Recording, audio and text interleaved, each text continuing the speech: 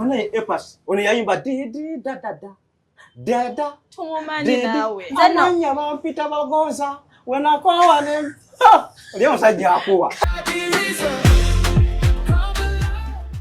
na yo kimanyi kuba kati bade behind the camera okimanyi nti bayinza okuba bade be yakera bamwezi gumu kaso kubala Epas onako bakoze eki bakudene bakiraga ne bambi akawala wakalabye ne lwakuba emabega eno wabadde sasinyewo kutofa ku bugibwa nyindo babugazibwa nyindo kasite bangesa omusajja n'ekyasinze okubaga abula kaberenge wantamako kimu zinayize bingi mu Epas ate n'enjiga bakuba mukyala webale nyo soko osirike nkusala ekirimi amona bae kwati kanfugana waize bingi mu Epas waize n'okugaba kasente kabere ng'olaba omusaba nusu bitano onywa amazzi wano ng'aleeta oluganda kakoleka bitugambe Epas yavudde okuvunaga nti amuwaagwa omuwala tewamulabe ng'afaanana bulungi kati njagala kiri visible tetulabako bona kyetwalabyeko Epas namuyizeko ebintu bingi n'omukyala Epas n'alisabye namabwala mumuyigireko ebintu bingi banaye Epas ono yayimba di da da da da da tumumanyi nawe amanya bampita bagonza wenakwawa ne leo sajja akuwa mumatira buladi kati enzolooza yeye kubasadebo Epas bwaliko fenna twandigambe ti Epas era nange nzimadde byendowooza Epas ateko kubaye nayo ki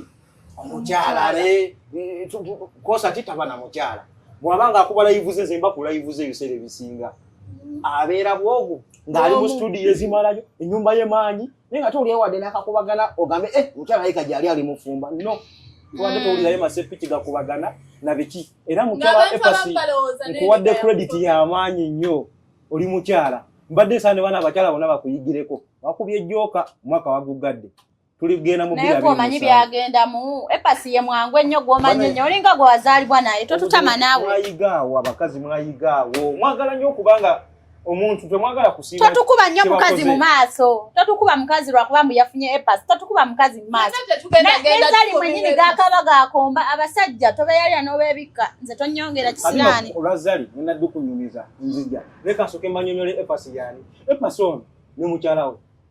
bakoze ekintu nga tekikolebwa teri yali akikoze kubanga twadde tunga tulaba nga tugamba abo beeyagala nga tulinda lunaku lwa mikolo naye omusajja yavuddeyo ddewo wano yandibadde addiramu ansa y'Abannayuganda bonna nti banaye omukyala wange yono yavuddeyo na mikolo naniveilinga okukuba kwaniveilinga yatukubye ekikwe kubanga kati babadde bamwegomba bannange tufiirewa kanyumye kamaanyi kato beesaana mutowa Epas yeye muto bagonza ono yakuba buoma obulamu bwensi buwooma naye ono gaye olaba nze credit gyempa omukazi buli mukazi mmwe buli wefuna omusajja alina ssente alina buli kimu alina erinnya limelight yagiina yawamba oba oyagala muteeka ku pressure naawe akuteeke ku kidoowo olaga abantu ti ze mukawo omunene ze mukawo omuyimbi omukubi w'endongonza amuyina naye omukazi abadde decent kaya zibona ebintu bingi bimuwa njagamba mukyala oyo tasaba ssente yasamira eyo naawe totutama